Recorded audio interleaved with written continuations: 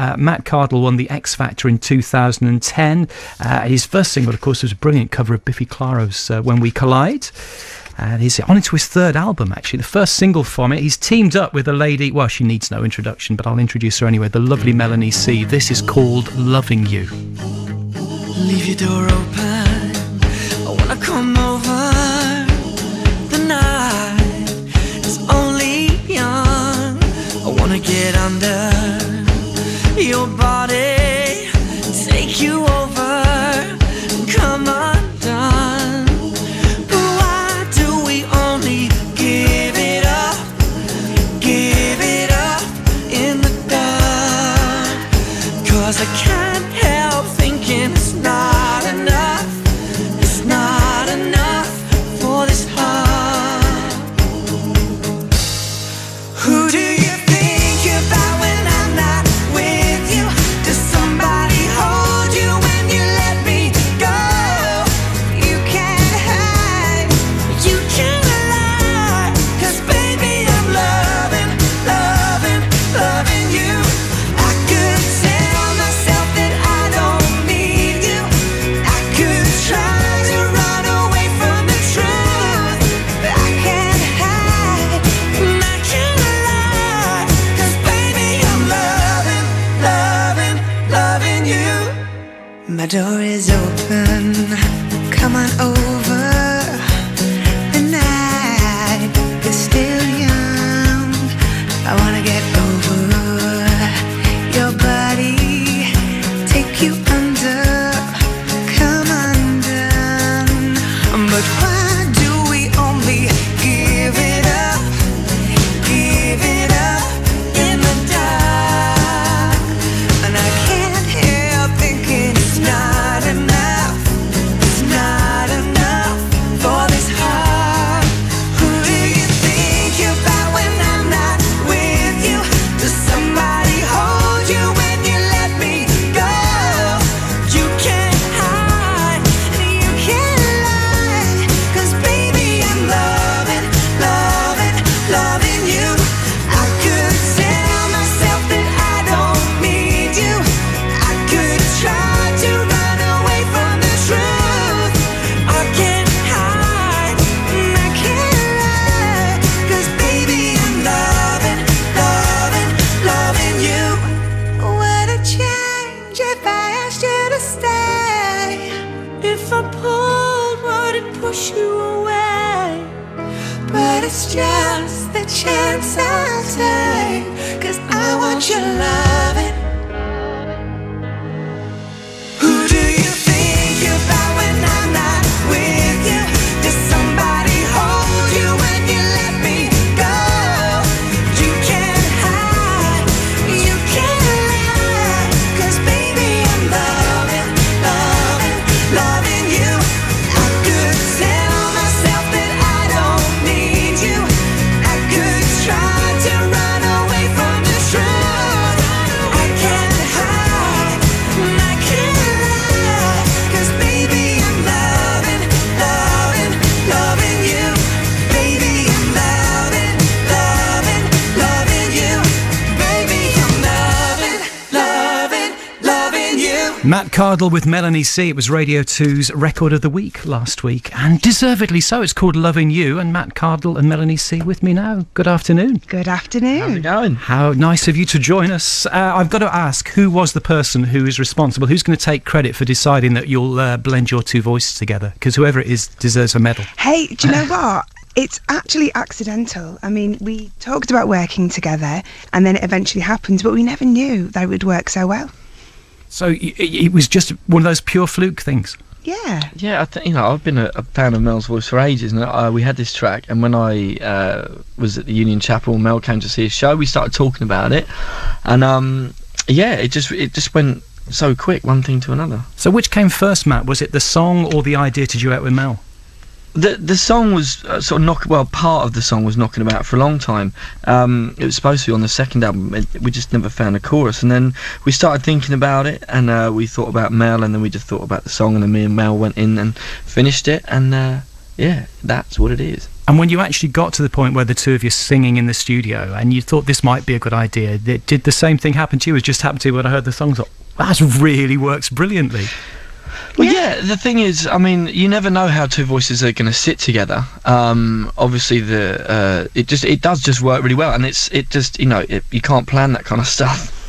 But you enjoyed it. So is there going to be any more, or was it just a one-off, or...? Well, you know what? We're talking about working together again because we have a lot of fun as well. And I'm going to start working on a new album soon. I'd love Matt to be involved, and whether we do another duet or just some writing, I think we'll definitely try and do something again. So you might return the favour. Yeah. That's an idea. Of course, It's just reciprocal agreement. So this is Loving You, which is out on the 18th of August. I noticed, right. Matt, you were saying last night you were up into the very early hours working on the next single as well. Yes, it's been like that for a while now, but the album's nearly finished. It's all been written, and it's just a case of getting everything down, actually, playing the drums, getting everything recorded. So yeah, it's late nights, but it's what I love to do, so I don't mind. And any more collaborations? Because of course, last album you had the great single written by Gary Barlow for you, didn't you? Run for Your Life. Any more of those, or is it all your own stuff this time? No, it's all my own stuff this time. And I'm even more proud of this album than I have been over the last two. And I've got Mel with me on it. It's incredible. And third album, which is, again, you think about it, that's quite a prolific output from somebody. It's just 3 years ago when we first heard of you, and 3 albums on. Yeah, I mean, I haven't had time really to kind of stop and reflect that much, and I'd like to after this next album. I think I'll take a little while off, but we've got so much to do pushing it through Europe and Germany. But we'll see how things go. Okay, so the album's out not until October. You haven't even got a title for it yet, have you? You're still thinking about it? Yeah, we have. But you have, but you're not saying. Big secret. A big secret. And the single out on August the 18th. Bear with. It's 21 minutes past 1. Stuart Ellis with Matt Cardle and Melanie C with me this afternoon, talking about not only your new single and your duet and your new album, because you've actually you produced the album, or co-produced it yourself, and you're playing drums, guitar, and all that sort of thing. Matt, is that important to you that you really get that involved and aren't manipulated by others, really? Yeah, I think so. It's just one of those things that the more myself I can throw into the album, the better. And it's fun. Drums are the best thing to do in the studio. You get to hit stuff, make like a horrific racket. It's awesome. Is that the same for you, Mel? Because you'd have probably gone through a similar kind of thing at the start with the Spice Girls. Perhaps everything was done for you, and then when you branch out and did your solo stuff like Northern Star and then onwards, Mel's in charge. Yeah, you know what? I've been really lucky with the girls. I think because we had success quite early on, we always had quite a lot of power, and we were always able to do what we wanted to do. But I'm not a musician like Matt. I just sing a bit and play guitar really badly. But I think the big change for me was becoming a solo artist, because then I wasn't having to compromise with 4 other band members, about what we wanted to talk about in songs. So that was quite liberating for me. And you've really diversified in recent years. A great run as Mrs. Johnson in Blood Brothers, and then you've took that on to the next level with the Andrew Lloyd Webber thing. You even found Jesus for us, didn't you? I found Jesus, yes. Jesus Christ Superstar has been incredible. We had a great tour in the UK. I think it was last October, and we're just recently back from Australia. It's an arena tour. It's a huge production, and it's been so well received, and it's loads of fun. And we're actually touring the UK again in October. Is that a completely different experience for you? I mean, having to do the same thing, like certainly with Mrs. Johnson, what a role, doing that 8 times a week. Yeah. I would say working in theatre is the hardest thing I've ever done. And, when you're on stage, it's wonderful. Any performer just loves to be on stage, but it's kind of, I think it's the discipline that is required. And when you're doing 8 shows a week, you really have to look after your voice. So it's tough to do anything but the show, really. Of course, with the Jesus Christ Superstar thing, you had to help find your own co-star, as it were. You were a judge, and you saw the opposite side of the table to what Matt saw on the X Factor when he was being judged. So you've both had experience of that reality TV thing. Yeah, it's tough, I think especially as a performer being on a judging panel, because you know how it feels to be judged. So I just always tried to be constructive with my criticism, and you start to care for these people, you get to know them. And I'm very lucky that Ben was chosen as the winner, because he really was the one I wanted to play opposite. Really? Oh, Yeah. I thought Rory was really good as well. I really Rory's like Rory. amazing, and actually Rory's in the show. He plays Simon, and he's Ben's understudy, and he actually got on a couple of times in Australia, so it was really lovely to work with him as well. Oh, fantastic. Yeah. And Matt, you've heard this week, actually, I think it was a couple of One Direction who were in your year. What a vintage year of X Factor, let's be honest. I know, and like Cher Lloyd, Rebecca Ferguson, Yeah. Aidan Grimshaw. And Wagner as well, And let's not Wagner, forget. you can't forget him. But One Direction, a couple of the guys were asked this week if they thought they could do the judging role now, because they've had some success. So I'm going to ask you the same thing, really. You've had a bit of a taste of it all. You've seen it from both sides. Do you think you could sit at that table and critique others? No, and I was having this conversation with Mel not long ago. Actually, I think I'm just too nice. I couldn't say anything nasty about anyone. I think that's why Simon's great, because he can be so honest, and he's not got a problem with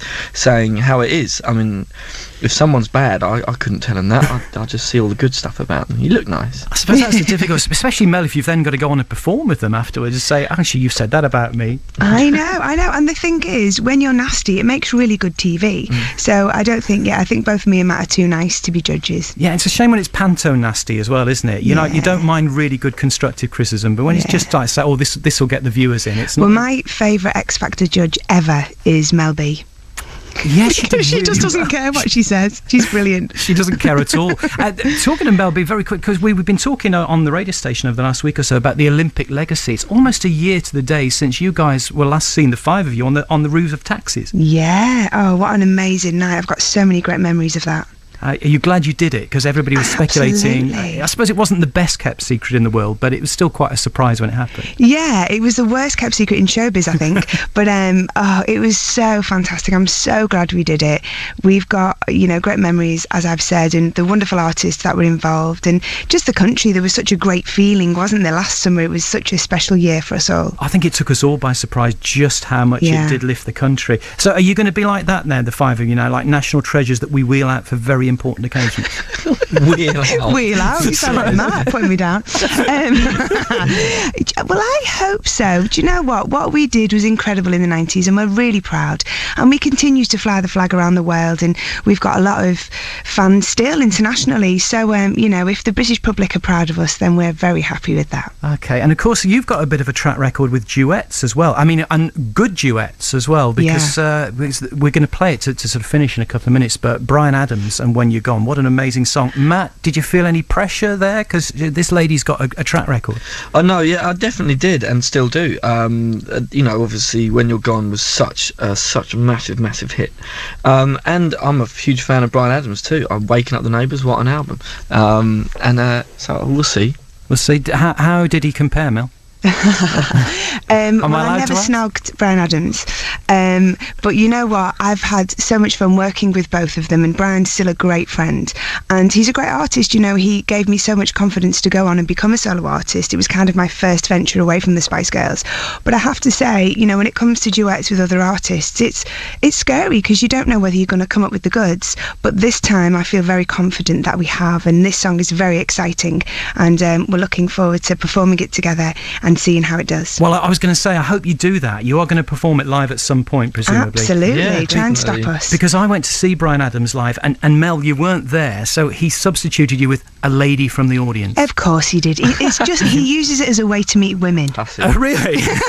Hey, Matt, there's a tip for you. If Mel can't make it one night, that's nothing to do. But yeah, she came on. She was okay, but she was no Melanie C. It has to be said. I should think not. So if we go and see you live, Matt, hopefully there will be that surprise moment when Mel walks on stage. Of course it I'm will. going to promise that. So the song is called Loving You. We've already played that. It's out on August the 18th. We can look forward to the album in October then? Yeah, mid to late October, definitely. And what about you, Mel? What's next? Jesus Christ Superstar, Jules Holland, November, December, I'll be touring with, and then new album, hopefully, next year, or start working on it next year anyway. Oh, and if I'm asking favours, can you do Mrs. Johnson just one more time, because I never got to see you do it? Oh, really? Yeah. Well, you never know. Just It that'd might be in the really great. future. Fantastic to talk to you both. Thank you very much for coming on. We love the single. Genuinely, your voices work wonderfully together, so thanks for thank coming you. on. Thank you. And we'll speak to you soon, and in the meantime, we'll remind ourselves of your last successful duet. Thank you. Take it Ciao. easy.